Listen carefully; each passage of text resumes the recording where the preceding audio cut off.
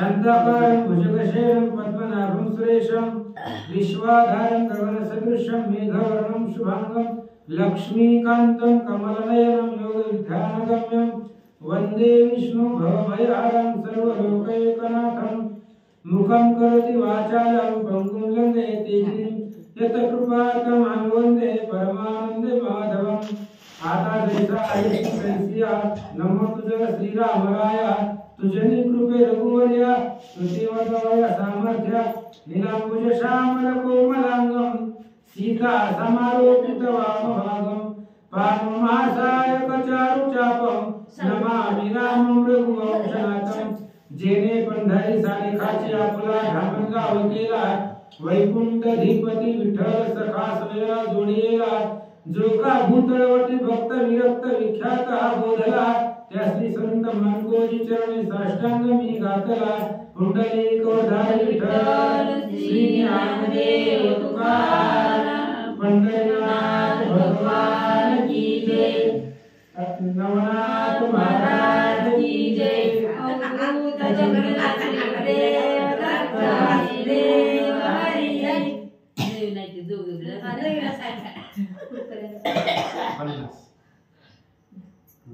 श्री गणेशाय नमः श्री सरस्वती नमः श्री सद्गुरे नमः परी आणि करे करत कोरडे अन्न त्या गृहात एरुईल जो अभिक्षिते त्याची अन्न वाढावे कथेचं अनुसंधान काल आपण ऐकलं होतं लय गडबडीत घेतलं त्याच्यामुळे जर लक्षात आलं तसं त्या ग्रामस्थांना नागनाथ महाराजांनी सांगितलं हे बघा जर गावामध्ये कुणी आलं तर त्याला माघारी जाऊ देऊ नका त्याला इथं अन्न सत्राला बोलवा पण त्यानं जर इथलं तयार अन्न पंचपक्वान्नाचं जीवन घेतलं नाही तर आपल्या घरामध्ये कोरडं अन्न आहे धान्य आहे ते धान्य त्याला वाढा पण माघारी पाठवू नका तेने हे अन्न घेतल्या पदरी मग प्रयोजन आहे सांगाया परी न घेई मग तुम्ही उनी जड करी श्रुत करा मद लागी आणि गावामध्ये जर एखादा व्यक्ती असा आला की तो प्रत्येक घरोघरी भिक्षा मागतोय या अन्न सत्रामध्ये येत नाही तर त्याला इथं आणा आणि त्याला कोरडं अन्न धान्य द्या जर त्यानं कोरडं धान्य घेतलं तर देऊन टाका आणि कोरडं धान्य बी घेतलं नाही त्याला त्याच्यासाठी सुद्धा जर त्यांनी नकार दिला तर मला येऊन सांगा येथे पंचपत्रासाची नाते सांगितले भाविकांशी जे कदा काही कार्यासी डरणार नाही तनिचे आणि मग अशा प्रकारचे 550 श्लोक कुणाला सांगितलं जे आपलं सांगितल्याबरोबर काम ऐकतील आपण सांगितल्यावर मागे सरणार नाही अशी 550 लोक निवडली म्हणजे विश्वासातली आणि त्यांना सांगितलं हे कार्य असं सांगतात येथे सांगुनी सिद्धत्र त्याते दिदले वस्त्री बांधून मग आपल्या गृही जाऊन वाट पाहत वैसले आणि ती कोरडं धान्य नागनाथ महाराजांनी कोरडं धान्य सिद्धीचं अन्न दोन्ही त्यांना दिलं 550 लोकांना आणि आपापल्या घराला त्यांना पाठवलं जर कोणी मागणारा आला तर आधी जेवण द्या नाही घेतलं तर कोरडं धान्य द्या आणि ते बी नाही घेतलं तर मला येऊन सांगा असं नियोजन केलं होतं आणि ते 550 लोकांना कोरडं धान्य दिलं आणि ते आपापल्या घरी गेले तो श्री दत्तात्रेय त्रिसूत भिक्षेस आले अकस्मात तव ते सिद्धी अन्न घेऊन हातात सनुक येतील घालाया आणि इकडे असणारे दत्तात्रेय महाराज भिक्षेला आले गावामध्ये आणि आल्याबरोबर सिद्धीचं अन्न होतं नागनाथ महाराजांच्या अन्न सत्रामधून जे अन्न आणले होतं त्यांनी ते अन्न भिक्षा पात्रामध्ये किंवा नाथांच्या दत्तात्रेयांच्या झोळीमध्ये घालण्यासाठी ते अन्न घेऊन दत्तात्रेयांच्या पुढे आले म्हणती महाराजा मी दीन आमचे गृहिकेचे अन्न परिणामनाथ कृपा करून देतो अन्न आम्हासी आणि त्यांनी त्या भिक्षुकाला म्हणजे दत्तात्रेय महाराजांना सांगितलं महाराज आमच्या घरी कुठलं एवढं पंचपक्वान्नाचं आम्ही असणारी सर्वसामान्य माणसं आमच्या घरामध्ये एवढं पंचपक्वान्नाचं जेवण बनत नाही पण नागनाथांनी आमच्यावरती कृपा केलेली आहे आणि त्या नागनाथांनी कृपा करून हे अन्न आम्हाला दिलेलं आहे असं लोक सांगतात तरी त्या भिक्षेत भिक्षा चोज तुम्हा वाढावे धर्म काज ऐसी बोलते सहज श्रुत कराया दत्तासी आणि म्हणून आम्ही त्या ठिकाणी असणारे असं तुम्ही दत्तात्रेय महाराजांना सांगा त्या भिक्षेच्या पात्रामध्ये त्यांच्या झोळीमध्ये गिरा परत त्यांना बळजबरीने भिक्षा घाला आणि तुम्ही धर्माचं कार्य वाढवा असं बोलू लागले. परमचतुराची विचक्षण परीक्षा घेती श्रुत करून परितो त्रिदेवांचा अंश ऐकून भिक्षेते आपल्याला. आणि ती असणारी 550 लोक अतिशय चतुर होती, हुशार होती. त्यांना दत्तात्रय महाराजांना भिक्षा घालावीच आणि हे अन्न वाढावं असं त्यांच्या मनामध्ये होतं. पण तो त्रिदेवाचा स्वामी आहे. दत्तात्रय महाराज काही सामान्य आहेत का? ब्रह्मा विष्णू महेश तिन्ही देवाचा अवतार म्हणजे दत्तात्रय महाराज आहेत. त्यांनी ते ओळखलं. काय करतात? मागे पावलं तत्काळ ठेवून जात होय त्रिनंदन. मग ते आपले गुरुंचे अन्न घेऊन या धावती. दत्तात्रय महाराजांनी ओळखलं ही सिद्धीचं अन्न आहे म्हणून तसंच त्या उंबऱ्यातून पाय मागा घेतला आणि पुढच्या दरवाजाकडे किंवा पुढे असणाऱ्या भिक्षा मागण्यासाठी निघाले.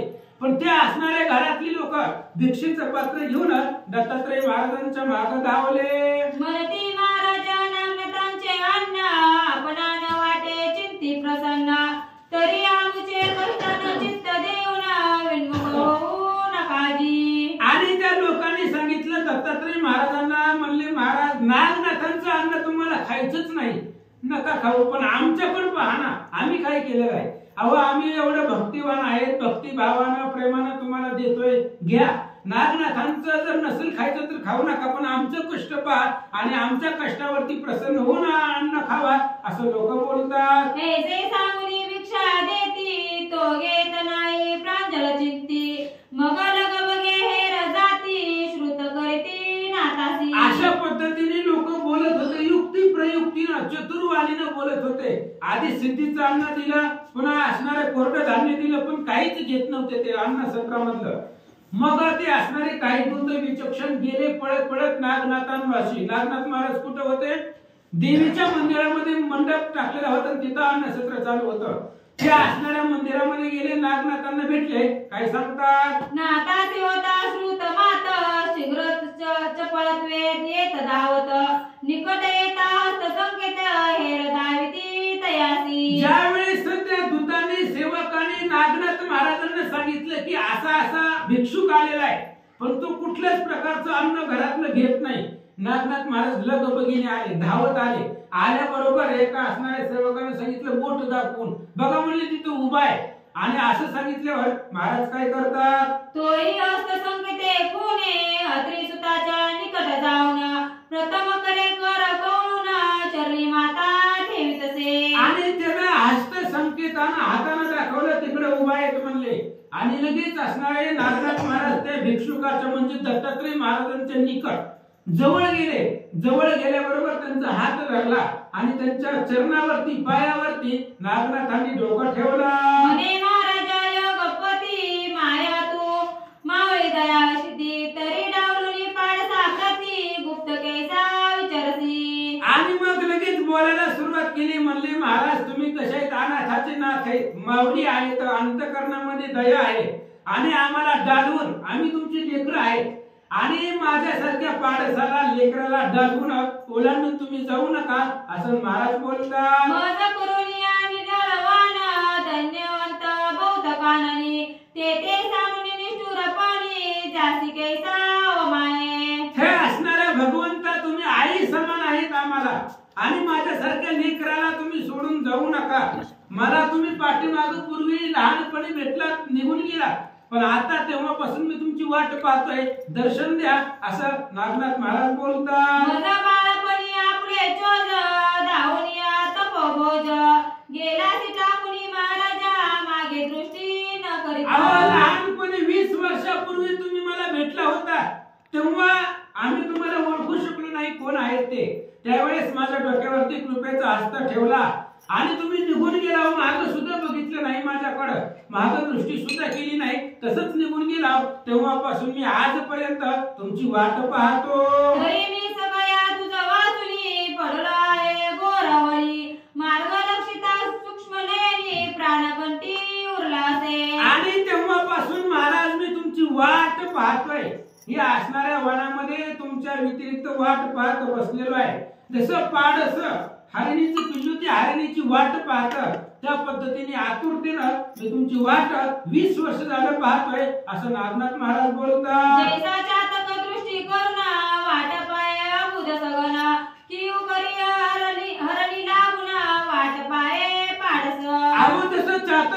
जमिनीवरचं पाणी पित नाही, पावसाचंच पाणी असणारा आकाशातून पडणाऱ्या पावसाचं पाणी पितो. आणि तो जसं पावसाची वाट आतुरतेने पाहतो किंवा गुहेमध्ये असणारी हरिण असावी आणि ती हरिण आपल्या पाडसाची वाट पाहावी, त्या पद्धतीने मी तुमची वाट पाहत होतो. नागनाथ महाराज बोलतात, गेला काळ परी चिंतावणी दाई तळमळ, ते शांत कराया जळ तुझे काही दिसे. महाराज 20 वर्ष झालं मी तुमच्या शोधासाठी, 20 वर्ष झालं तुमची वाट पाहतोय. 20 वर्ष निघून गेले, माझ्या अंतःकरणामध्ये विरहाचा अग्नी लागलेला आहे, पण तुम्ही शांत करण्यासाठी तर आलेच नाही तर असं बोलू लागले. आपा वेगळी आपा सोळी तेवी तो बेटी जीव तळमळी, परी माये त्वार दैगत कमळी, निष्ठुर कैसे साठवी. हे असणाऱ्या भगवंता तुम्ही आमची माया आहे.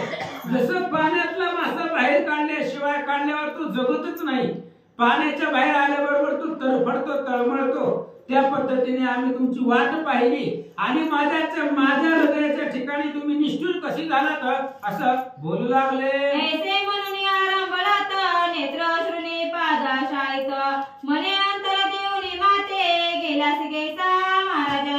अशा पद्धतीने म्हणून रडू लागले, ओरडू लागले, दुःख करू लागले आणि पायावरती डोकं ठेवलेलं होतं, डोळ्यांच्या अश्रुधारा वाहिल्या आणि त्यानं चरणावरती अभिषेक केला आणि सांगितलं, महाराज मला 20 वर्ष झालं अंतर पडलंय, माझ्यासारखे पासून अंतर ठेवून का गेला तर सांगा.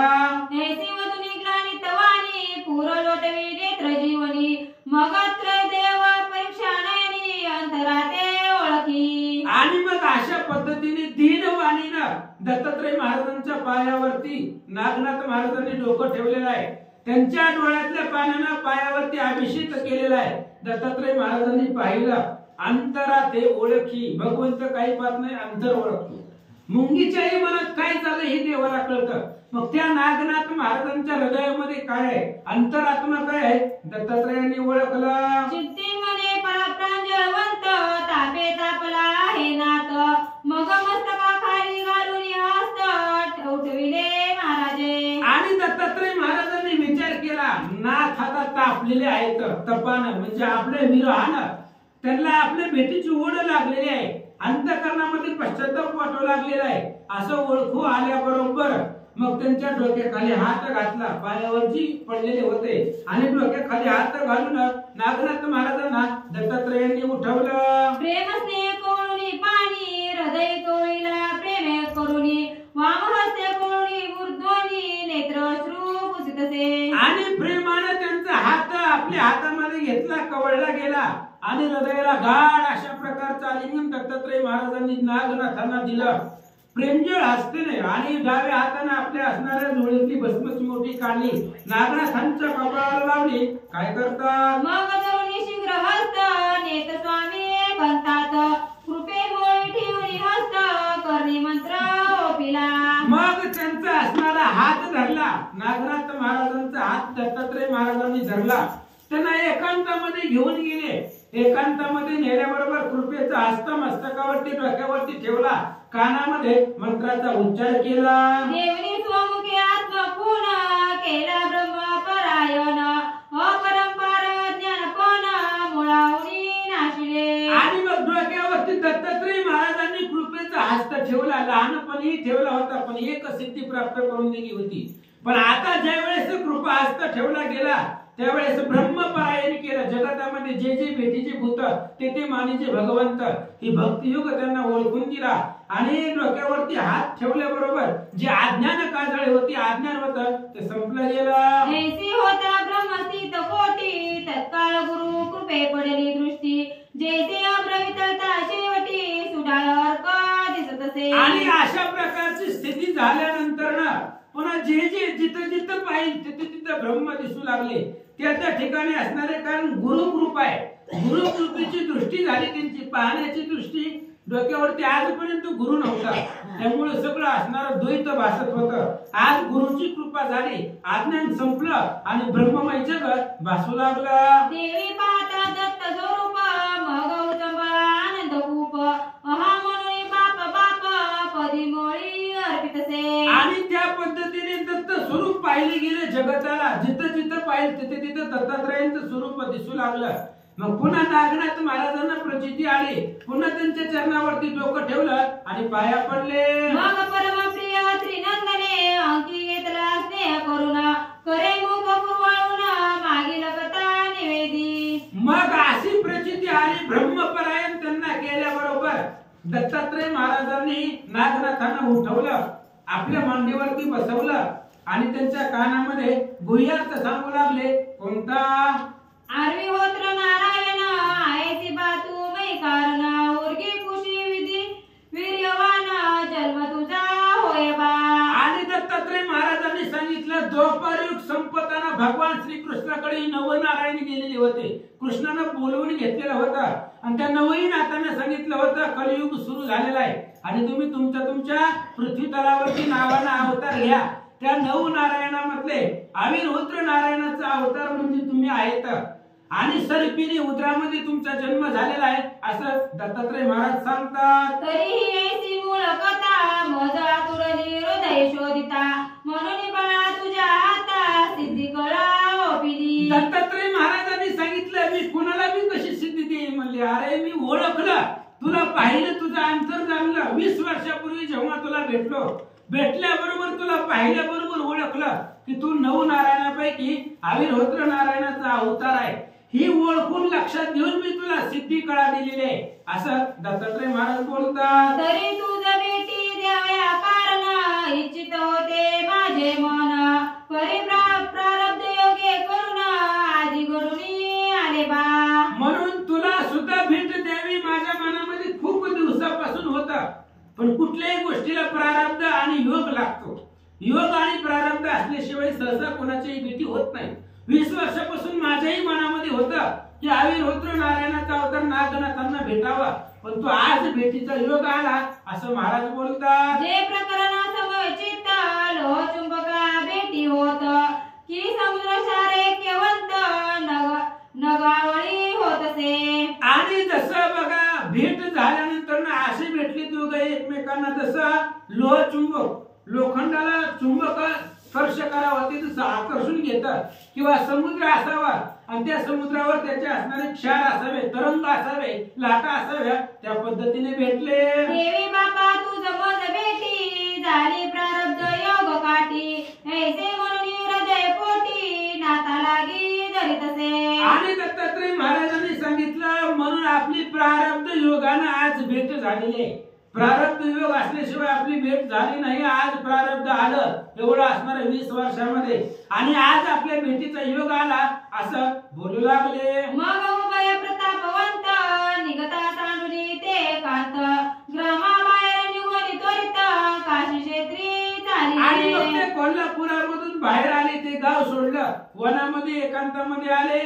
तिथून नागनाथ महाराजांचा हात धरला दत्तात्रय महाराजांनी आणि काशीपुरीचा मार्ग धरून काशीला निघाले. चालिले परी ऐसी रीती व्यान मंत्र प्रयोग विभूती नाथबाई चर्चुनी निघुती गमन दोघे करिताती. आणि निघाले, पण निघाल्याबरोबर पुन्हा दत्तात्रय महाराजांनी झोळीमध्ये हात घातला, भस्म काढलं. त्या भस्मावरती व्यान मंत्र, गतीचा मंत्र आहे ते व्यान मंत्र म्हटला गेला. नागनाथांच्या कपाळाला लावला आणि नागनाथ महाराजांना गती भेटली. वाऱ्याच्या वेगानं पुढे निघाले. मग पावन वेगाचे गमन थकिता वाटेचे गमती उभयंता लवता नेत्रपाती पाता काशी क्षेत्री पातले. वाऱ्याचा सुद्धा वेग कमी पडू लागला, एवढ्या वेगाने निघाले आणि डोळ्याची पापणी उघडझाप करण्याच्या वेळामध्ये अर्ध्या क्षणाच्या आतमध्ये कोल्हापुरामधून काशीला जाऊन पोहोचले. जेथे काय तेथे कुणी क्षण सारीला आपला नित्य नियम मग पत्रिके केदार चित्ती धरून गमन करीती त्या मार्गे. आणि मग काशी क्षेत्राला दत्तात्रय महाराज गेले. तिथं त्यांचा असणारा नियम वगैरे सारला गेला. तर रोज 5 गावांना असणारी फेरी दत्तात्रय महाराजांची असायची. काशीला गेली, तिथं आपला नित्यक्रम उरकला आणि बद्रिका आश्रमाचा मार्ग लक्ष केला, त्या दिशेने निघाले. प्रयोग दिव्य विभूती व्यान रूपाची महाशक्ती शने बद्रिका आश्रमाप्रती जाऊन या पोहोचले. आणि मग पुन्हा असणारा गतीचा मंत्र व्यान मंत्र म्हटला गेला आणि काशी क्षेत्रामधून पुढे निघाले. बद्रिका केदार बद्रिका आश्रमाचा मार्ग लक्ष केला, त्या दिशेने निघाले. काय करतात? संचार करती शिवालयात प्रत्यक्ष झाला उमाकांत मग प्रेमावडी उनी पर्वत एकमेका भेटती. आणि महादेवाच्या मंदिरामध्ये त्या बद्रिका आश्रमामध्ये गेले, महादेवाच्या मंदिरात गेले, महादेवांना प्रत्यक्ष केलं, मूर्तिमंत पुढे उभा केलं आणि महादेव दत्तात्रय महाराज एकमेकांना भेटले आणि प्रेमाने गोष्टी करू लागले. या परी तो उमाकांत श्री दत्ता ते विचारित, दुसरा कोण आहे कृत्य मिळविला सेवेसी. आणि महादेवाने दत्तात्रय महाराजांना विचारलं, महाराज रोज एकटंच येत असताव, आज जोडीदार घेऊन आलो, जोडीदार कोण आहे म्हणले, त्याची पण ओळख करून द्या आम्हाला. जी तुमच्या सेवेसाठी ठेवलाय, तुमचा दास आहे का कोण आहे म्हणले, जी तुमच्या सोबतीला आलेला आहे ते असणाऱ्या जोडीदाराची ओळख करून द्या, असं महादेवजी बोलतात. ऐसे बोलता अनुसया सूत म्हणे महाराजा नामया नागनाथ, आवी होत्र प्रतापवंत नारायण अवतार. आणि असं दत्तात्रय महाराजांनी विचारल्याबरोबर, महादेवाने विचारल्याबरोबर दत्तात्रयाने सांगितलं, आविर्होत्र नारायणाचा अवतार म्हणजेच नागनाथ या नावाने जन्म घेतलेला हे 9 नारायणापैकी एक आहे का, असं दत्तात्रय महाराज सांगतात. ऐसे बोलता रमण दत्तासी म्हणे एक वचन, याते सिद्धिया अभ्यासून नाथपती मिळवा की. आणि असं दत्तात्रय महाराज बोलल्यानंतर ना महादेवाने सांगितलं, हे 9 नारायणापैकी एक आहे, ह्यांना असणाऱ्या सगळ्या सिद्धी सांगा, सगळे शस्त्र अस्त्र विद्यामध्ये 64 विद्या सगळ्या पारंगत करून द्या, असं महादेवजी बोलतात. मग अवश्य म्हणून या त्रिसूत राहता झाला जन्मास तेथे, सांगुनी सकळ श्रीविद्ये प्रत 14 कळा 64. आणि मग दत्तात्रय महाराजांनी सांगितलं, आता नाथ पंथामधले आहेत म्हटल्याबरोबर सगळे असणाऱ्या विद्या जेवढे असणाऱ्या बाकीच्या 9 नाथांना प्राप्त करून दिल्या, त्या पद्धतीने सगळ्या विद्या त्यांना सांगितल्या, शिकवल्या आणि तपश्चर्याला बसवलं. नागपत्री सुत्ती नेऊन केले सकळ सिद्धार्थ साधन, उपरी बद्रिकाश्रमी जाऊन तपा लागे पुन्हा वेसले. दत्तात्रय महाराजांनी नागनाथांना धरलं, ते असणाऱ्या पिंपळाच्या झाडाखाली नाग अश्वत्थाच्या ठिकाणी गेले, तिथे सगळ्या विद्या त्यांना प्राप्त करून दिले, पुन्हा बद्रिका आश्रमामध्ये आणलं आणि 12 वर्ष तपाला बसवलं. नाथ दीक्षा तत्काळ देऊनी उन्नमी मुद्रा विकानी शिंगीम शैली सिद्ध करूनी नाथा लागी ओपवी. आणि तपश्चर्या पुन्हा परिपूर्ण झाल्यानंतर ना पुन्हा असणाऱ्या शिंगी शैली सगळं असणारं सिद्ध केलं आणि जी काही बाकीच्या नाथांचा विष आहे तसा असणाऱ्या कानामध्ये मुद्रा सगळं असणारा नाथांचा विष त्यांना अर्पण केला. असो ऐशा दीक्षा रूपे 12 वर्ष केले तप, मग स्वर्ग देव मिळवणे आमुप वरा लागी असं दिदले. म्हणले 12 वर्षाचं तप झालं त्यांचं, 12 वर्षाचं तप परिपूर्ण केले. पुन्हा दत्तात्रय महाराजांनी स्वर्गातले सगळे देव प्रसन्न केले आणि स्वर्गातले सगळे देव प्रसन्न करून नागनाथ महाराजांना त्यांच्या हस्ते वरदान प्राप्त करून दिलं. मागणे करुणी दित्य पमान दुष्ट करुणी स्वर्गीचे जन, बोळविले स्थान नातावर देवनिया. पुन्हा ते असणाऱ्या तीर्थाचं उद्यापन 12 वर्षाच्या तपाचं उद्यापन करण्यासाठी मावंद्य करण्यासाठी सगळे देवलोकांना बोलवलं, स्वर्गवासियांना बोलवलं, त्यांच्या हातून त्यांना भोजन घातलं आणि मावंद्याचा कार्यक्रम सगळा पूर्ण केला. यावरी पुढे तो त्रिसूत नागनाथा बोलवित, म्हणे बारे मैचे तीर्थ सांगोपांग करिका. आणि पुन्हा दत्तात्रय महाराजांनी सांगितलं नागनाथांना, म्हणले आता तुम्हाला सगळं शस्त्र अस्त्र विद्या प्राप्त करून दिलेले आहेत, सगळ्या देवांचं वरदान करून दिलेलं आहे, आता तुम्ही जगामध्ये जावा आणि जगामधले सगळे तीर्थ तुमच्या दृष्टीने पहा, असं सांगू लागले. तीर्थ ती महिना तयाचा मळा सांडती संत जन, तपस्मात बारे तीर्थाटन संत मेळी करिका. दत्तात्रय महाराजांनी सांगितलं जगतामध्ये जेवढे तीर्थ आहे ती तीर्थ मलिन होतात, कारण असणारे काही काही पापी लोक त्या तीर्थामध्ये जातात, तिथं स्नान करतात, आपलं पाप त्या तीर्थाला देतात आणि काही काही तीर्थ मलिन होतात. मग त्या तीर्थांना मलिन झालेल्या तीर्थांना तुमच्यासारख्या साधू संतांनी जाऊन पुण्यवान करावं लागतं, म्हणून जावा. मग अवश्य म्हणून नाथ प्रेमळ वंदुनी श्री गुरुचे पदक कमळ, तीर्थ करया उता वेळा महिवर संचरला. आणि दत्तात्रय महाराजांनी सांगितल्याबरोबर नागनाथांनी सांगितलं, ठीक आहे महाराज तुम्ही म्हणताल तसं, जगाच्या तीर्थाच्या उद्देशाने मी जातो. पुन्हा असणाऱ्या दत्तात्रय महाराजांना नमस्कार केला आणि महाराज निघाले. त्रिसूत गेला गिरनार पर्वती, एरीकडे नागनाथ ज्योती, तीर्थ करीत नानाशिती बाले गाठी पातला. आणि दत्तात्रय महाराज निघून गेले गिरनार पर्वतावरती त्यांचं वास्तव्य होतं, त्या ठिकाणी ते तिकडे निघून गेले आणि दत्तात्रय महाराजांनी सांगितल्यामुळे नागनाथ महाराज पुन्हा तीर्थ करण्यासाठी पृथ्वी तलावरती निघाले. तेथे पाहुणे शुद्ध मानना वस्तीसी राहिला मनोधर्म परितो प्रतापी तपी सगना गावोगावी समजला. आणि त्या पाले घाटामध्ये आले, असं तीर्थ करत करत आल्याबरोबर शुद्ध अशा प्रकारचं वन होतं आणि ते असणाऱ्या वनामध्ये तिथं राहिले गेले. नागनाथ महाराज तिथं राहिल्याबरोबर अनेक लोकांची वस्ती जमली गेली आणि अनेक असणारे शिष्यवर्ग वस्ती त्या ठिकाणी जमा झाले. मग परलोक येती दर्शना दिवसाने दिवस वाढे महिमा मग भक्ती पुरस्कारांची वाढली महिमा तुम्ही येतेची वस्ती करावी. आणि त्यात असणाऱ्या बाले घाटामध्ये नागनाथ महाराज आले. आल्याबरोबर लोकांची अफाट गर्दी दर्शनासाठी येऊ लागली. भक्ती पुरस्कारांची सीमा वाढली.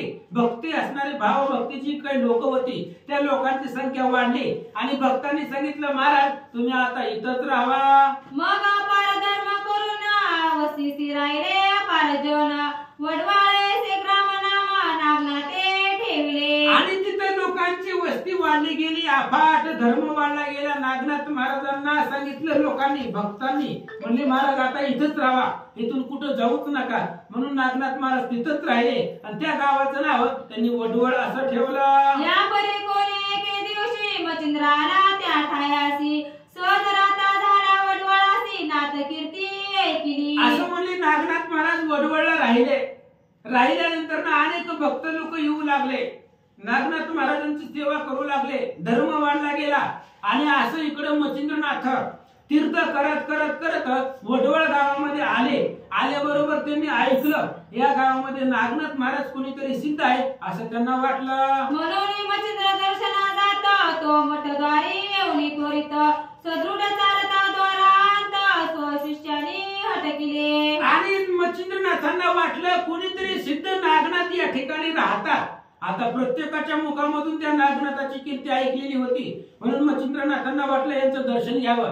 म्हणून त्यांच्या दर्शनासाठी निघाले, पण त्यांचे शिष्य होते आणि शिष्य दरवाजामध्ये असल्यामुळं शिष्यांनी मचिंद्रनाथांना अडवलं. म्हणती नाथ बोवा एका वचना पुढे नका करू गमन श्री नागनाथे सांगून तुम्हा नेऊ दर्शना. शिष्यवर्गाने सांगितलं महाराज परमिशन शिवाय एंट्री नाही.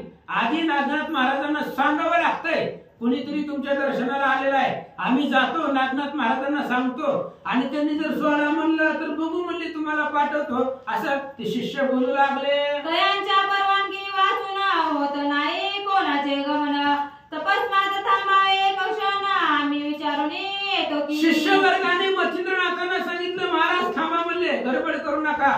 नागनाथ महाराजांच्या परमिशन शिवाय कुणीही या असणाऱ्या गावामध्ये किंवा त्यांच्या दर्शनाला जाऊ शकत नाही, कारण ते सदोदित समाधिस्थ असतात, दत्तात्रयांचं ध्यान करत बसलेले असतात. त्यामुळे आम्हाला तुम्हाला डायरेक्ट सोडता येत नाही. आम्ही जातो त्यांना विचारतो आणि विचारून तुम्हाला सोडतो, तोपर्यंत इथंच थांबा. ऐसे मचिंद्र एकदा वचन कोपानळे चढले मन चित्ती मने हा संत जन कैचा रे वात दिसतसे. मचिंद्रनाथांनी त्या शिष्यांचं बोलणं ऐकल्याबरोबर मनामध्ये विचार केला, ही नेमकं संत आहे महात्मा आहे का एखादा राजा आहे म्हणले.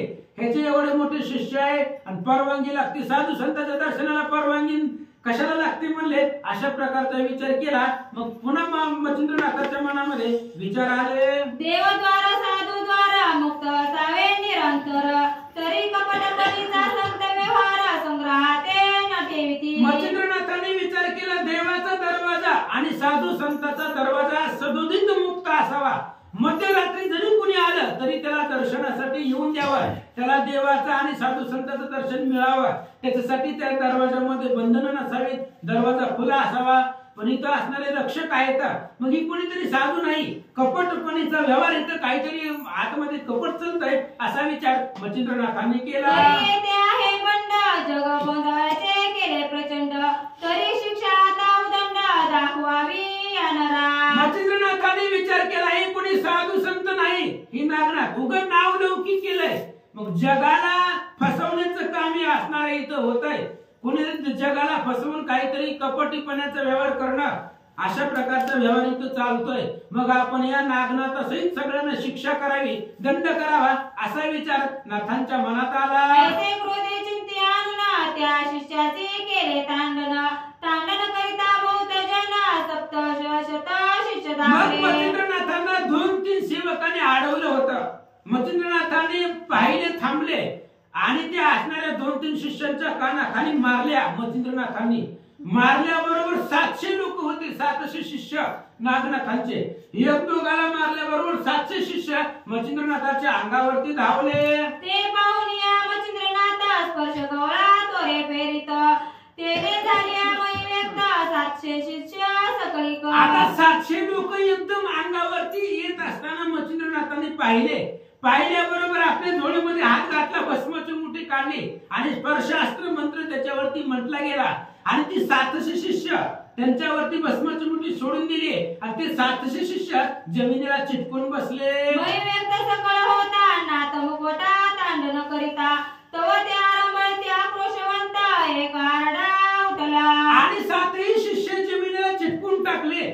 मच्छिंद्रनाथ रिकामे होते, त्यामुळे जवळ गेले आणि कानाखाली दना कानाखाली देऊ लागले. त्यांच्या कांठळीचा आवाज त्या असणाऱ्या नागनाथापर्यंत पोहोचला. आता कानाखाली मारू हे काहीच करू शकत नव्हते, त्या जमिनीला त्यांना चिटकून धरलेलं होतं.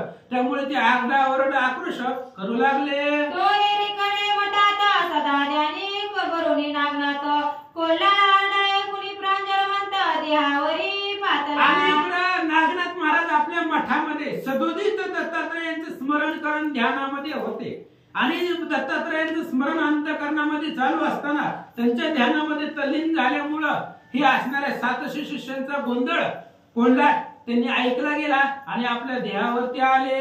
ध्यान मंगिले कोल्हाळे करून तेने पानळी पेटले मन मग वरी शीघ्र जाऊन निज दृष्टी पाहतसे. आणि काहीतरी गोंधळ आपल्या कानावरती पडला, आक्रोश पडला म्हणून त्यांचं असणार ध्यान भंग पावलं. देहावरती आले, ध्यानामध्ये व्यत्यय आला आणि मग सावध झाल्याबरोबर गोंधळ बाहेरचा ऐकला. मग त्या मठाच्या वरती गेले आणि वरून पाहू लागले. ते 700 शिष्य मै व्यक्त झाले ते चलन वलन रहित एकटा तया गणिनाथ मुखावरी वेदितसे. आणि नागनाथ महाराजांनी पाहिलं, वरनं पाहिलं, बिल्डिंग वरनं त्या मठावरनं आपले 700 शिष्य जमिनीला चिटकून बसले आणि एकटाच नाथ आहे त्यांच्या कानाखाली देऊ लागलेला. ही नागनाथ महाराजांनी पाहिलं. एकच आहे, सगळ्यांना मारू लागलेला आहे आणि ते सगळे जमिनीला चिटकून बसलेले नागनाथांनी पाहिले. ऐसे नागनाथे पाहून अत्यंत कोपला कोपाननाने म्हणे हा नाद दीक्षेसी येतो दिसोना परी भ्रष्ट बुद्धी आहे की. नागनाथांनी पाहिलं, भयंकर राग नागनाथांना आला. आपले 700 शिष्य आहे, आपली सेवा करणारे आणि यांना चिटकून टाकलं, मारू लागलं. म्हणले भ्रष्ट बुद्धीच आहे, नाथ दिसतोय पण त्याची बुद्धी भ्रष्ट झालेली आहे असा नागनाथ विचार करतात. शांती समाधया पूर्ण पाहिजे साधूचे हेची लक्षण स्वप्न माझी तीव्रपणा ठेवू नये निजवृत्ती. नागनाथांनी विचार केला, हा जर योगी असेल, नाथ असेल तर त्याच्यापाशी नाथांच्या अंतःकरणामध्ये दया, क्षमा, शांती ही असणार तिथं असावं. जगाचं कठीणपण, तीव्रपण नाथांनी सहन करावं. कुठल्याही प्रकारचा राग नाथांना येऊ नये अशा प्रकारे साधूचं लक्षण असतं असं नागनाथ विचार करतात. तरी हाया ते नाही योगनाथ नाथ पंथा लाविला डाग कोणता साधू होता माग उपदेशिले यशाशी. अरे योग्य पद्धतीचा नाथ नाही, याला एवढा राग आलेला, एक दोघाला मारायला सोडून 700 लोकांना मारायला लागलाय. 700 लोकांबरोबर येतो, एवढं होईल काय? बरं काय त्यांनी बोलले असले तरी एवढा राग ह्याला कशाला यायला पाहिजे? नाथ म्हणतोय, स्वतःला महाराज म्हणतोय आणि एवढा राग याला कशाला येतोय? ह्याला उपदेश कोणी केला असेल? बरं उपदेश जो ज्यानं कोणी ह्याला उपदेश केला त्याच्या लक्षामध्ये आलं नाही का आपला शिष्य कोण असावा, कसा असावा, ह्याला उपदेशच कसा केला, कोणत्या गुरुने केला असावा असं नागनाथ महाराज विचार करतात. शिक्षा करून दीक्षा घ्यावी हिरोन ऐसे कोपेची जलपुना धुनी भस्म कवळी. नागनाथ महाराजांनी विचार केला, ह्याला दंड करू, हे कोण योगी आलेला ह्याला आपण दंड करू आणि ह्याला जी काय ह्याच्या गुरुने जी ह्याला विद्या दिलेली आहे दीक्षा, ती आपण दीक्षा ह्याच्याकडून हिरावून घेऊ. म्हणून आपल्या असणाऱ्या झोळीमध्ये असणाऱ्या त्यांनी भस्माची मुठी काढली. काय करतात? प्रथम गरुड बंधन विद्या जलपुना स्वर्गी गरुडाचे केले बंधन सकळ नूरे चलन वर्ण स्वर्गी व्यक्त केला असे. नागनाथ महाराजांनी पहिल्यांदा आपल्या असणाऱ्या झोळीमध्ये हात घातला, भस्म काढलं आणि त्याच्यावरती तो असणारा गरुड मंत्र म्हटला गेला आणि स्वर्गामध्येच गरुडाला बांधून टाकलं, पॅक करून टाकलं. श्री गणेशाय नमः, श्री सरस्वते नमः, श्री नवनाथाय नमः. मग भक्तास्त्र जळपून शिष्य मुक्त केले, मी कारण मुक्त होताची सकळ जन नाथप्रष्टी जळाले. नागनाथ महाराजांनी स्वर्गामध्ये वैकुंठामध्ये गरुडाला बंधन करून टाकलं. जरी यांना बोलवलं तरी येऊ नये म्हणून गरुडामध्ये बांधून वैकुंठामध्ये गरुडाला बांधलं. आणि मुक्त अस्त्र पुन्हा असणारं कुठलं, विमुक्त अस्त्र, त्याचा असणारा मंत्र म्हटला गेला. भस्माची मुठी सोडली, जी जमिनीला 700 शिष्य चिटकले होते ते सगळे मुक्त झाले आणि नागनाथ महाराजांच्या पाठीमागे येऊन लपून बसले. ते पाहुणे मच्छिंद्रनाथ म्हणे पूर्ण करावे हे समस्त, मग जलपुनी अस्त्र पर्वत मानव निर्मिला. आणि मच्छिंद्रनाथाने पाहिलं ही 87 शिष्य सगळे असणारे जमिनीपासून विमुक्त झाले. झाल्याबरोबर आता या असणाऱ्या शिष्यांना स्पर्श मारून टाकावं म्हणून असणारं पर्वतास्त्र मंत्र म्हटला गेला आणि या पर्वतास्त्र तिथं तयार केलं. तो पर्वत विशाळपणी ताजाला पंतगगनी, ते पाहुणी नयनी चक्रवज्र जलपिले. आणि मग इकडे मच्छिंद्रनाथाने पर्वतास्त्राचं मंत्र म्हटला गेल्याबरोबर पर्वत आकाशामधून येत होता. नागनाथाने पाहिलं आणि पर्वताचं निवारण करण्यासाठी वज्र आहे. वज्र कोणत्याही पर्वताचं पीठ करतं. वज्र कुणाकडे तर इंद्रदेवाकडे आहे म्हणून इंद्रदेवाचा मंत्र म्हटला. मग तो शीघ्र पाकशासन अंतराळी वज्र देत सोडून, तेने पर्वत झाला चूर्ण. मच्छिंद्रनाथ पाहुणी मच्छिंद्रनाथाने पर्वत सोडला होता. नागनाथ महाराजांनी इंद्राचा असणारा मंत्र म्हटला आणि इंद्राला खालनं सूचना दिली. इंद्रानं वज्र फेकून दिलं स्वर्गामधून अमरपुरीहून आणि ती वज्र आल्याबरोबर मच्छिंद्रनाथांनी सोडलेल्या पर्वताचं पीठ केलं. आणि ही मच्छिंद्रनाथांनी पाहिलं, राग आला. मग जलपुनी वाताकर्षण चक्र पडला, मै कारण वज्र काही विद्या जलपुन वज्रा लागी निवटले. आणि मच्छिंद्रनाथांनी विचार केला, युद्ध माझं ध्येय नाथाचं चालू आहे, इंद्राचं मध्ये मध्ये यायचं काय काम आहे म्हणून त्यांनी खालना असणारं वाताकर्षण मंत्र मच्छिंद्रनाथांनी म्हटला आणि स्वर्गामध्ये इंद्र होता त्या इंद्रावरती असणारा मंत्र टाकला. इंद्राला खाली जमिनीवरती पाडला गेला आणि पुन्हा असणारा वज्र अस्त्राचं निवारण नाथांनी केलं. ते पाहुण्या नागनाथ मनुष्योला अति अद्भुत, मग वातप्रेरक विद्या करीत वाताकर्षणावरी टाकली. नागनाथांनी पाहिलं इंद्र कासावीस होऊन पडला कारण इंद्राचा वात आकर्षण ओढून घेतलं. ह्या या नवही नाथाकडे दोन मंत्र जबरदस्त आहेत. ती कोणत्याच देवाकडे नाही. वात आकर्षण आणि वात प्रेरक. वात आकर्षण मंत्र मध्ये एकदा आला होता 2020 ला, कोरोना व्हायरस.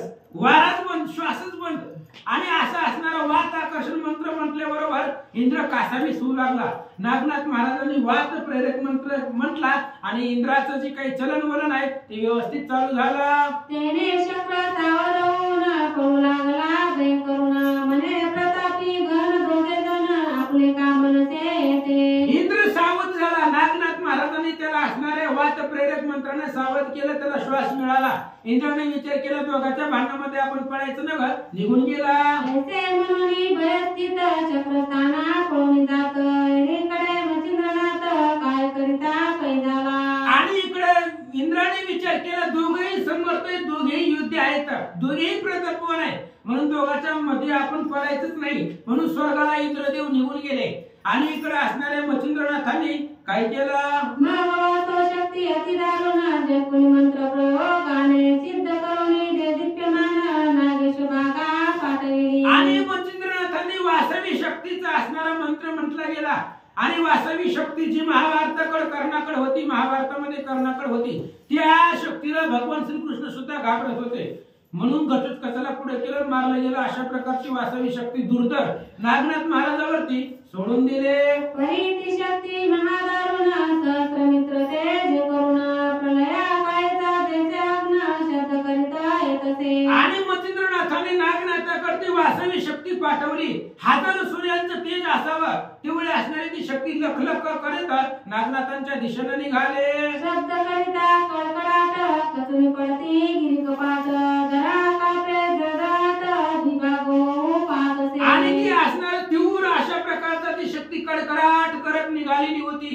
ते असणाऱ्या तिच्या आवाजानं सगळे असणारे दिग्मंडळ पृथ्वी मंडळ सगळं थरथरून गेलं. पशु पक्षी घाबरले. श्वापदे पळती दानवरान दिग्गजान मिळे कोटे ठिकाण पाताळ कोणी शेषद चुकून भूतनी ते रचरच. आणि त्या शक्तीच्या आवाजानं त्या शक्तीच्या तेजानं लखलखाटानं सगळे असणारे पशु पक्षी रान पळू लागले. सगळं असणारं पाताळ मंडळ घाबरले गेलं. शेष महाराजांनी सुद्धा आपली मान सरळ केली. एकची दावा लकळ मैचे जीव चरचर सकळ गावरोणी झाली गडबड क्षमित स्थळ पाहते. आणि ती वासवी शक्तीचा प्रभाव सगळ्या जीवसृष्टीवरती झाला. हालकल्लोळ माजला गेला. सगळ्या जीवसृष्टीला आकांत झाला. अशा प्रकारची स्थिती पाहिली गेली. काय करतात ऐसा पाहुनी महाकांत काय करी नागनाथ सकळ दैवते बंधन विद्येत जपता झाला महाराजा. आणि वासवी शक्ती येत असताना नागनाथ महाराजांनी पाहिल्याबरोबर नागनाथ महाराजांनी काय केलं, जेवढे अस्त्राचे देवता आहेत प्रत्येक अस्त्राचे सगळे देवता आहेत आणि त्या सगळ्याची काही देवता आहेत त्या देवतांना बंधन केलं. कुठला जरी मंत्र म्हटला कुठल्याही अस्त्राचा तरी त्याची जी देवता आहे त्या देवताने येऊ नये म्हणून त्यांना बांधून टाकलं. तेने देवताचे बंधन समस्त मगन धावती स्फुरल्या विद्येत ऐसी केली गती पुलकित सकळ अस्त्र शस्त्रांची. नागनाथ महाराजांनी सगळ्या शस्त्र अस्त्राची जी देवता आहे त्या देवतेला बंधन केलं. जरी कुणी दुसरा मंत्र म्हटला गेला तरी त्या मंत्राच्या अभावानं मंत्राच्या प्रभावानं अस्त्र देवता येऊ नये म्हणून ते असणाऱ्या अस्त्र देवताला नागनाथ महाराजांनी बांधून टाकलं. मागाने मात्री पर्वत दारुण अस्त्र योजले महादारुण जनाद्री अस्त्र पाहून नाते वासव शक्ती टाकली. आणि मग इकडे असणाऱ्या वासव शक्ती जी मच्छिंद्रनाथांनी टाकलेली होती त्याच्यावरती हेमाद्री पर्वताचा मंत्र म्हटला गेला आणि नागनाथ महाराजांनी पर्वतास्त्र सोडलं. ते पाहुनिया मच्छिंद्रनाथ चक्रवज्र लागी स्वस्तवित वरी बंधन झाले सकळ दैवत अस्त्र विद्या फळेना. आणि नागनाथ महाराजांनी पर्वताचं अस्त्र सोडलं. पर्वताचं अस्त्र निवारण करण्यासाठी एकच आहे वज्र आहे इंद्राकडे. त्याच्यामुळे मच्छिंद्रनाथांनी शक्र मंत्र इंद्राचा मंत्र म्हटला गेला पण इंद्र आलाच नाही कारण सगळे देवता जे होत्या शस्त्रास्त्राच्या त्या देवतेला बांधून टाकलं होतं त्यामुळे इंद्र महाराज आले नाहीत. महागणास्त्राचे प्रयोग युक्ती जपे परिते सकळ व्यर्थ जाती महागालित शक्त मच्छिंद्र ओळी जगती स्तब्ध दृष्टी मग पाहते. वेगवेगळ्या अस्त्राचा मंत्राचा उच्चार मच्छिंद्रनाथ करू लागले पण कुठलेच अस्त्र त्यांना चालतच नव्हतं कारण सगळे देवता बंधन पावलेले होते. त्यामुळे एकही अस्त्र कामाला येत नव्हतं उपयोगाला येत नव्हतं. एकही मंत्र मच्छिंद्रनाथाचा चालत नव्हता.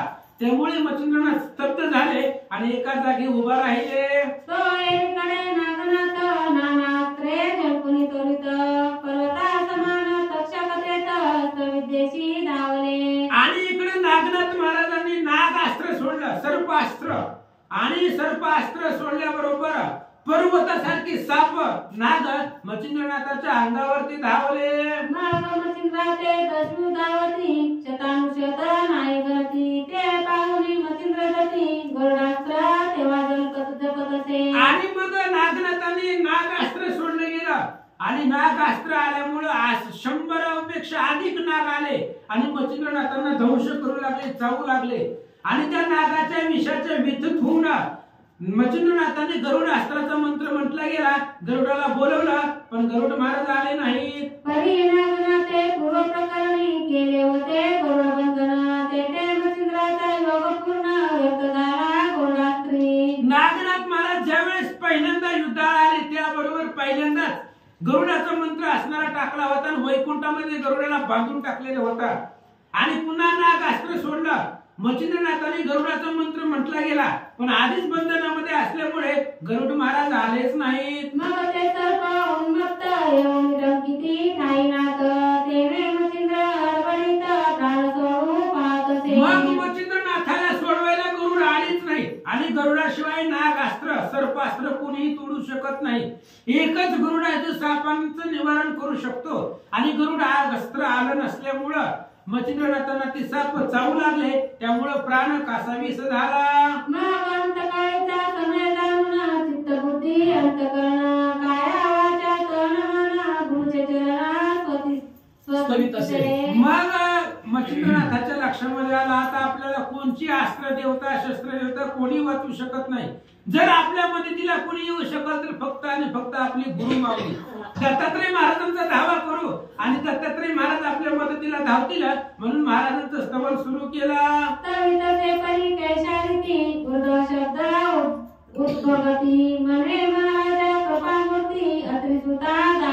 दत्तात्रय महाराजांचं स्तवन करायला सुरुवात केली पण असणारे हात वर केले आणि आकाशाकडे पाहून मोठमोठ्याने दत्तात्रय महाराजांना हाका मारू लागले. म्हणले महाराज काया वाचा आणि मनापासून दावा करतोय वाचवायला या.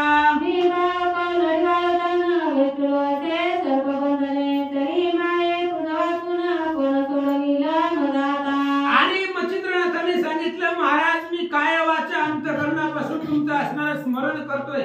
सर्पबंधनामध्ये अडकलेलो आहे. सर्पाने वेगवेगळ्या ठिकाणी अंगावरती चावा घेतलेला आहे दंश केलेला आहे. प्राण कासावीस होतोय. आता तुमच्याशिवाय वाचवणारा कोणी नाही म्हणून येऊन माझा प्राण वाचवा.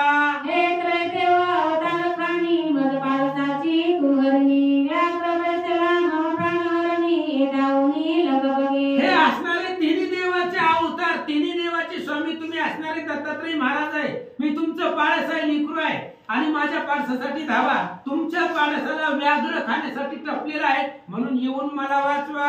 परम संकटी पडलो येते तैसी निद्रा लागली तुते सर्व साक्षी असली जगाचे नेत्र जागिले मदविषयी. मच्छिंद्रनाथाने सांगितलं महाराज खूप संकटामध्ये पडलेलो आहे आणि तुम्ही प्रत्येक ठिकाणी आहे. जळी स्थळी काष्टी सगळ्या ठिकाणी तुम्ही आहे. रामे विन सर्वथा तिळभरी ठाव नाही दिता असो जन्म मरण वार्ता पुढील कथा अवधारा. अहो तुमच्याशिवाय जगामध्ये कुठंच जागा नाही. प्रत्येक सृष्टीमध्ये तुम्ही व्यापक आहात. मग माझ्याविषयी डोळे झाकून का बसला तर असं मच्छिंद्रनाथ बोलतात. दत्त दत्त ऐसे म्हणून शब्द पोळीला अट्टहासे करुणा नेत्र झाले श्वेतवर्ण मुखी हुंदका येतसे. आणि मग स्मरण करू लागले दत्त दत्त ऐसे लागले ध्यान हरपले मन झाले उन्मना मी तू पणाची झाली वळवना. एका जनार्दनी श्री दत्त दत्त दत्त दत्त मुखामध्ये नामस्मरण चालू होतं. प्राण डोळे असणारे पांढरे झाले. प्राण कंठामध्ये आलं आणि दत्तात्रयांचा धावा करू लागले. परी दत्तात्रेय नामे करुण बाल्याचे वचन ते नागनाथे शब्द ऐकून शासनकित होत. आणि मच्छिंद्रनाथ महाराज मोठ्यानं दत्तात्रय महाराजांचा धावा करू लागले. दत्त दत्त दत्त म्हणून हाका मारू लागले. नागनाथ महाराज जवळ होते. त्यांनी ऐकलं ही बोलवतोय कुणाला. दत्तात्रय महाराजांचा धावा करतोय. दत्तात्रयांना का बोलवत असेल असं त्यांच्या मनाला वाटलं. चित्ती म्हणे मम गुरुचे स्मरण हा करीतो किंमतवाचे तरी हा कोणाचा शिष्य याचे नाव विचारू जावनी. आणि विचार केल्याबरोबर नागनाथाने विचार केला आणि मच्छिंद्रनाथाच्या जवळ जावं. दत्तात्रय महाराजांना का बोलवताय. दत्तात्रय महाराजांचे असं तुमचं नातं काय आहे हे जाऊन विचारू असा विचार करतात. महाबली कटयोनी वत सिद्धनाथ कुसुता झाला स्नेहभरित म्हणे कोण तुम्ही हो दीक्षावंत गुरु कोण तुमचा. मग वाट सिद्ध नागनाथ मच्छिंद्रनाथाच्या जवळ गेल्याबरोबर जाऊन विचारलं. म्हणले महाराज तुम्ही दत्तात्रयांचा दावा मागापासून करताव.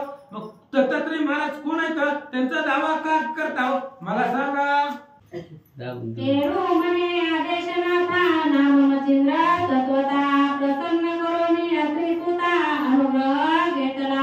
नागनाथ महाराज जवळ आले बरोबर विचारलं महाराज तुमचा गुरु कोण आहे. तुम्हाला दीक्षा विद्या शस्त्रास्त्र विद्या दीक्षा तुम्हाला कोणी दिलेली आहे. त्यावेळेस असं नागनाथांनी विचारलं. मच्छिंद्रनाथांनी सांगितलं महाराज अत्रिसुत म्हणजे असणारे दत्तात्रय महाराजांना प्रसन्न केलेला आहे आणि दत्तात्रय महाराज मला प्रसन्न झाले आणि त्यांनी मला अनुग्रह दिलेला आहे. शस्त्रविद्या त्यांनी शिकवले. एकंदरीत माझे गुरु ते आहेत असं मच्छिंद्रनाथ सांगतात. तरी याची नाथपंथ मूळ मी प्रथम भागी दत्ताचे बाळ मज मागे जैंद्र सफळ दत्तानुग्रही मिळवला. मग मच्छिंद्रनाथांनी सांगायला सुरुवात केली. महाराज म्हणले या संपूर्ण नाथपंथामध्ये दत्तात्रय महाराजांचं पहिलं लेकरू मी आहे. म्हणजे दत्तात्रय महाराजांनी या 9 नाथांपैकी पहिल्यांदा ज्यांना अनुग्रह दिला तो मी मच्छिंद्र आहे.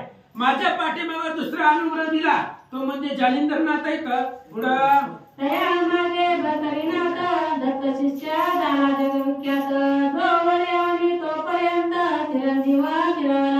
आणि त्याच्या पाठीमाग जालिंदरनाथाच्या नंतर भरतरीनाथ आहे. त्या भरतरीनाथांना दत्तात्रय महाराजांनी अनुग्रह दिलेला आहे. त्यांचे ती शिष्य आहेत, जगामध्ये ती विख्यात आहे, त्यांना चिरंजीव केलेला आहे. जोपर्यंत चंद्र सूर्य आहे, पृथ्वी आहे, आकाश आहे, तोपर्यंत भरतरीनाथ चिरंजीव आहेत असं दत्तात्रयांनी त्यांना आशीर्वाद दिला. तया मागे रेवणनाथ दत्तानुग्रही प्रतापवंत जेणे जिंकोनी देव समस्त विप्रभाळे उठविले. आणि त्या भरतरीनाथांच्या पाठीमाग रेवणनाथांना एक दत्तात्रय महाराजांनी उपदेश केलेला आहे. त्यांना एक असणारा गुरुमंत्र दिलेला आहे. आणि ते रेवणनाथ महाराजाचं एवढं सामर्थ्य आहे, स्वर्गामध्ये गेले, यमाची भेटी घेतली, महादेवाबरोबर विष्णू बरोबर युद्ध केलं आणि सरस्वती ब्राह्मणाची बाळ माघारी आणले. तरी महाराजा नाथपंथात निजत्रात्रयता ज्येष्ठ सूत ऐसे कोणी होत सिद्धनाथ मनाची कळवला. आणि म्हणून महाराज म्हणले, ऐका, या नाथपंथामध्ये मी दत्तात्रय महाराजांचा मोठा मुलगा आहे.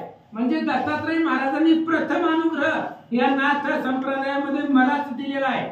असं ऐकल्याबरोबर नाथनाथ महाराज मनामध्ये कळवळा वाटू लागला. मग सुपर्णाचे सोडून बंधन गरुड जपे वाचे कारण ऐसे होता तत्काळ सुपर्ण मैवरी उतरले. मग मच्छिंद्रनाथाबद्दल कळवळा निर्माण झाला नागनाथांना. गरुडानं जे काही स्वर्गामध्ये बांधून ठेवलं होतं ते असणारा विभक्त अस्त्रानं गरुडाला मुक्त केलं आणि स्वतः गरुड मंत्र म्हटला गेला आणि वैकुंठामधून गरुडाला नागनाथ महाराजांनी बोलवलं. उतरवणी नागकुळ समस्त गौनिया भयभीत तत्काळ विषय सुनी करीत अदृश्यते पावले. आणि सगळं गरुड महाराज आल्याबरोबर उभय पक्षाचा तो पवन अशा प्रकारचा गरुड आहे. गरुडानं सहज जरी उड्डाण केलं तरी मोठमोठाले झाड पर्वत उडमुळून पडतात असं असणारा गरुड आहे. वेगानं आलं गरुड आल्याबरोबर सगळे असणारे नाग लोक आपला शत्रू आलाय म्हणून सगळे निघून गेले आणि मच्छिंद्रनाथांना मुक्त केलं. नागकुळ विषय सुन अदृश्य झाल्या भय करुण गरुडाई भयता नमुना स्वर्गाप्रती तो गेला. गरुड आल्याबरोबर नागाने जे काही मच्छिंद्रनाथांना बांधून टाकलं होतं ते मच्छिंद्रनाथाच्या शरीरापासून मुक्त झाले. नागकुळ असणारे निघून गेले पाताळामध्ये. गरुड महाराजांनी दोन्ही नाथांना नमस्कार केला, स्वर्गाला गेले.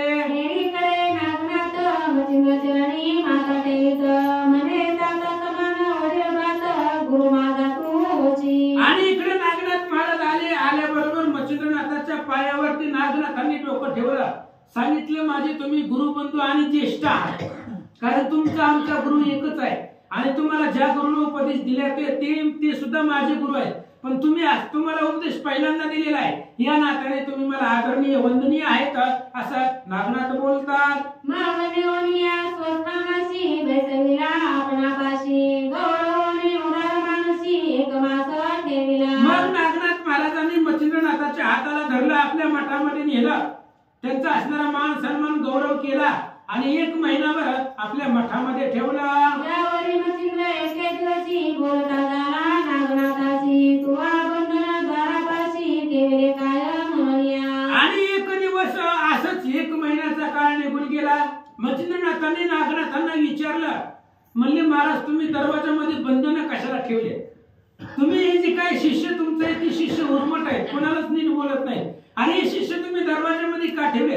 हे असणारं बंधन आपण नाथ आहे आणि आपल्या असणाऱ्या दर्शनासाठी कुणीही साधा सर्वसामान्य माणूस जरी आला तरी त्याला दर्शन व्हावं म्हणून बंधन काढावं असं मला वाटतंय. भारी कयेती दर्शनाते तव शिष्य येऊना देती त्याते तुझं मत कळी याची निमित्ते झाली असे महाराजा. मच्छिंद्रनाथांनी सांगितलं, महाराज तुमचं आमचं भांडण होण्याचं एवढंच कारण होतं.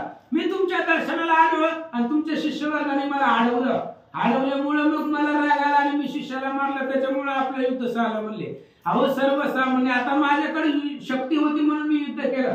सर्वसामान्य लोकांनी काय करायचं? ते काय दर्शनाला दरवाजा बंद केला की निघून जाते, त्यांची काय ताकद चालत नाही, काय नाही.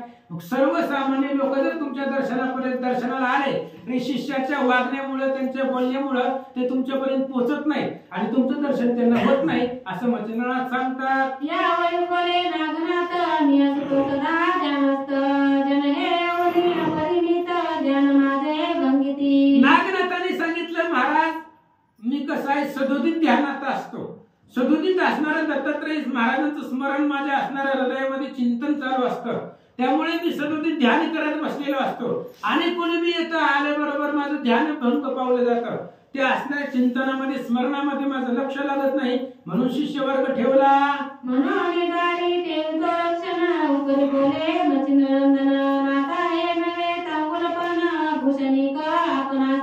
आणि त्यावेळेस नागनाथांनी सांगितलं, महाराज कोणी बी येतं आल्याबरोबर माझं असणारं ध्यान भंग पावलं जातं, माझं लक्ष लागत नाही, म्हणून मी शिष्यवर्ग ठेवला, लक्षक ठेवले गेले. मच्छिंद्रनाथांनी सांगितलं तुमचं बरोबर आहे, पण आपल्या नाथपंथासाठी ही योग्य नाहीये असं महाराज बोलतात.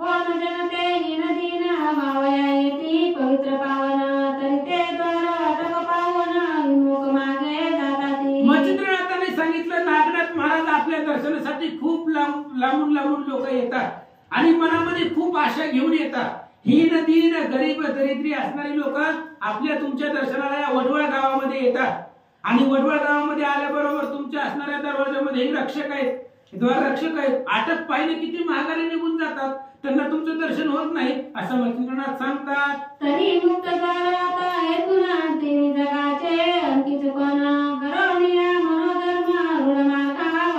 म्हणून महाराज आता तुम्ही काय करा, हे जे काही दरवाजामध्ये रक्षक आहे ते रक्षक काढून टाका आणि दरवाजा सदोदित मुक्त ठेवा. कोणीही केव्हाही तुमच्या दर्शनाला आलं की त्याला दर्शन मिळायला पाहिजे, त्याचा उद्धार तुमच्या दर्शनानं व्हायला पाहिजे, असं करून असणारा भक्ती मार्ग वाढला जाईल असं मच्छिंद्रनाथ सांगतात.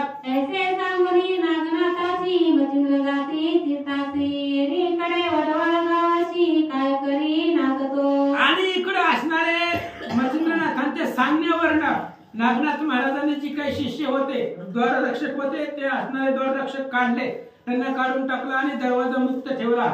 मच्छिंद्रनाथ पुढे तीर्थाला निघून गेले आणि नागनाथ महाराज वडवळ गावामध्ये काय करू लागले.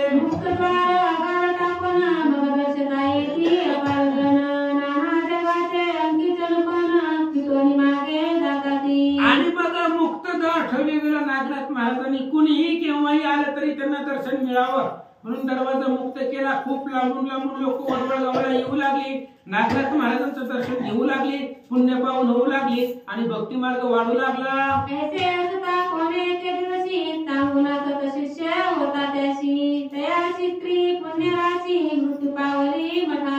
आणि एक दिवस असं झालं, नागनाथ महाराजांचे 7 शिष्य होते, त्याच्यामध्ये चांगुन नावाचा एक सद्भक्त होता, सतशिष्य होता आणि ते असणाऱ्या शिष्याची पत्नी त्याच मठामध्ये मरण पावली. काय झालं ते पाहुणी वसती नागनाथ उठली तयाचे कांते तेने बोबाट ओढवायत घरोघरी संचरला. आणि मग त्यांच्या असणाऱ्या चांगुन नावाच्या शिष्याची बायको मेली. नागनाथ महाराजांनी पाहिलं आपल्या शिष्याची पत्नी आहे म्हणून नागनाथ महाराजांनी संजीवनी मंत्राने त्यांना जिवंत केलं. पण ही जी बोबाट आहे की कुणी बी मेले की नागनाथ महाराज जिवंत करते, ही असणारा बोबाट वडवळ गावामध्ये पसरला.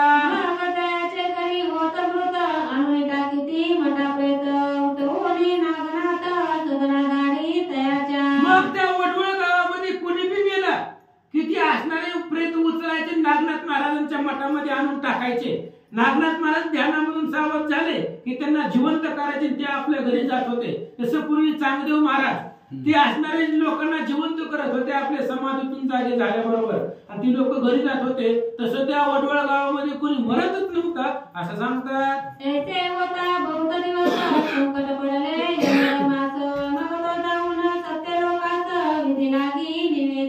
आणि मग त्या वडवळ गावामध्ये कुणीच मेलं नाही.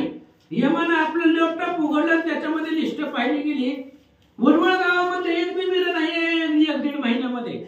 मग त्यांच्या लक्षामध्ये आले नागनाथांचा प्रकार, पण यमाचं काय सामर्थ्य आहे नागनाथांना अडवण्याची.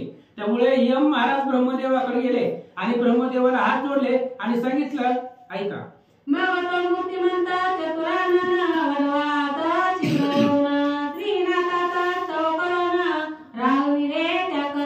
मग यमाचं ऐकून ब्रह्मदेव त्या वडवळ गावामध्ये आले आणि ब्रह्मदेवानं नागनाथ महाराजांची भेट घेतली. ब्रह्मदेवानं सांगितलं, महाराज असं काही करू नका, म्हणजे ज्याचं त्याचं प्रारब्ध आहे, प्रारब्ध योगानं माणूस जगतो मरतो, तुम्ही जिवंत करायला लागला तरी असणार आहे सृष्टीची आहे, सृष्टी आम्ही निर्माण केलेलं आहे, त्याच्यामध्ये व्यत्यय येतोय. म्हणून तुमचं काम आहे ब्रह्मयाने सृष्टी निर्मिली जैसी आपण संरक्षावी तैसी करू जाता अनारिसी शिष्टाचारासी मिळेना युद्ध कल्पना संवाद. रामचंद्राने सांगितलं होतं, हनुमंतानं सांगितलं हनुमंताला ती पर्वत नेऊन ठेव. इथं कशाला ठेवतोय, इथं जर ठेवला तर मरणारच नाही कोणी, लगे मेले की संजीवनी आण उठव त्याला असं होईल. म्हणून ब्रह्मदेवाने जसं सृष्टी निर्माण केलेली आहे तसं आपण संरक्षण करावं. ब्रह्मदेवजी सांगताय असं तुम्ही करू नका, जे त्याच्या प्रारब्धानं मरतंय त्याला मरू द्या असं सांगितलं. आणि जे काही कर्म होतं जिवंत करण्याचं ते थांबवलं. या परिसहा शिष्य त्याचे सिद्ध कळाले नावाते ते जगामध्ये प्रसिद्धवंत सिद्ध नामी मिळवले. आणि इकडे नागनाथ महाराजांचे 6 शिष्य होते आणि त्या 6 शिष्यामधले त्यांना असणारे सिद्धी कळा नागनाथ महाराजांपासून त्यांचे 7 शिष्य होते, त्यांच्यापासून सिद्धी कळा त्यांना प्राप्त झाल्या. चांगुल सिद्ध धर्मसिद्ध देवसिद्ध भौमसिद्ध देवानसिद्ध भौमनासिद्ध कोकिळ सुंदर चक्षु तो. आणि अशा प्रकारचे असणारे 9 शिष्य होते नागनाथ महाराजांचे. चांगुल सिद्ध धर्मसिद्ध देवसिद्ध भौमसिद्ध देवानसिद्ध भौमनसिद्ध कोकिळ सुंदर चक्षु अशा प्रकारचे हे 9. आणि या 9 शिष्यांना सगळी मंत्रविद्या अस्त्र शिकवलं. ऐसा नवसिद्ध माधारी विद्या उपिरी कवित्व साबरी देव जिंकोणी सत्वारी विद्या करू मिरवले. आणि नागनाथ महाराजांनी आपले 9 असणारे शिष्य त्या 9 शिष्यांना सगळे शस्त्र मंत्र विद्या अस्त्र सिद्धी कळा सगळे अर्पण केल्या. सगळे देवता प्रसन्न करून त्यांच्याकडून वरदान प्राप्त करून दिला. 52 वीराचे तोरणी बंधन केल्या सावरी विद्या साधीन ते सावरी विद्या कवित्व रत्न नवसिद्धांत निरवती. आणि 52 वीरांचं असणारं बंधन केलं. साबरी विद्या त्या 9 असणाऱ्या शिष्याच्या स्वाधीन केली गेली आणि साबरी विद्येचं कवित्व त्या 9 शिष्याकडून नागनाथ महाराजांनी करवलं. 1 कोटी 1 लक्ष नागनाथाची विद्या प्रत्यक्ष परोपकारी सौम्य दक्ष क्रीडाकारक नव्हेती. आणि 1 कोटी 1 लाख हे नागनाथ महाराजांनी साबरी कवित्व लिहिलेलं आहे. हे 100 कोटी असणारे साबरी कवित्व नवनाथांनी करावं. 100 कोटी साबरी कवित्व लिहावं असं पूर्वी ठरलेलं होतं. यात असणाऱ्या 14व्या ते 13व्या अध्यायामध्ये आपण ऐकलेलं आहे कोणत्या नाथांनी किती कोटी साबरी विद्येचं कवित्व केलेलं आहे. त्याच्यामध्ये नागनाथ महाराजांनी 1 कोटी 1 लाख एवढे असणारे साबरी कवित्व आपल्या शिष्य हातून करवलं. धावरे खांडुका उसाना ते हिराने मगची कसर्प विशारणा ऐशा विद्या परोपकारी. आणि अशा प्रकारच्या विद्या आहेत जगाच्या उपकारासाठी असणाऱ्या ते विद्या आहेत. मग साप चावल्या असेल विंचू चावलेला असेल अनेक प्रकारचे जे काय असणारे विद्या जे असणाऱ्या संकटामध्ये पडल्यावर त्याच्यावरती परिहार म्हणून उपहार म्हणून वाचवाव्या अशा प्रकारच्या विद्या प्रख्यात केल्या. असोयसी विद्या साबरी कविता नावाची नवानी प्रगट केली जगात या परिदिवस लोटले बहुत कथावस्तने विप्राची. असं म्हणले हे नागनाथ महाराजांनी आपल्या 9 जणांच्या 9 शिष्याच्या हातीमधून एवढं असणारं साबरी कवित्व जगामध्ये प्रख्यात केलं. असं म्हणले वडवळ गावामध्ये नागनाथ महाराज राहिले. पुन्हा एक अपूर्व कथा घडली. कोणती? समाधी योग सरला शेवट ते उतरलेला भैरवट आणि रामजी भक्त सुबट नेमकारक उतरला. आणि भक्ती विजयामध्ये महिपती महाराजांनी भैरवभटाची कथा सांगितलेली आहे. ते असणारी भैरवभटाचा उद्धार केला समाधीच्या शेवटीला. त्याचे तुकडे तुकडे करून त्याचा असणारा पुन्हा दुसरा दिव्य देह त्याला प्राप्त करून दिला. असं त्याचा उद्धार केला गेला त्याचा. पुन्हा त्यानंतर रामजी भक्त आणि हेमकारक यांचाही उद्धार नागनाथांनी केला. तरी त्या कथा पूर्ण भागात वदळ भक्ती कथा मूर्त ग्रंथात या उपरी चरपटीनाथ श्रवण करावे श्रोते हो. आणि त्या नागनाथ महाराजांनी पुढे कुणाकुणाचा उद्धार केला ती सगळं असणारा भक्ती विजय भक्ती लीलामृत संत लीलामृत संत विजय अशा प्रकारचे 4-5 ग्रंथ आहेत. आणि त्या ग्रंथामध्ये सर्व संतांचं भक्तांचं चरित्र लिहिलेलं आहे. त्याच्यामध्ये सांगितलेलं आहे असं म्हणले आता 9 नाथांमधील एकच नाथ राहिलेले आहेत आणि ते असणारे नाथ म्हणजे चरपटी नाथांचं चरित्र ऐका. दोंडी सुत नळिहरी वंशी मारुतो संत कृपेशी अवधान विद्ये सावकाशी श्रोते तुम्ही अवधारा. आणि दोंडी सुत नळिहरी वंशामधले मारुसुत सांगतायत ते असणारे ऐका. चरपटी नाथांची कथा आहे आणि ती चरपटीनाथांची कथा तुम्ही लक्षपूर्वक ऐका. भगवंताचं जसं बुद्धी देईल त्या पद्धतीने सांगण्याचा लिहिण्याचा प्रयत्न करतो. स्वस्ति श्री भक्ती कथासार समर्थ गोरक्ष काव्य निम्यागार सदा परिसर भाविक चतुर सप्तदृश्य सीतापात्याय गोडा श्री कृष्णार्पणमस्तु शिवं भवन्तु पुण्डरीकाय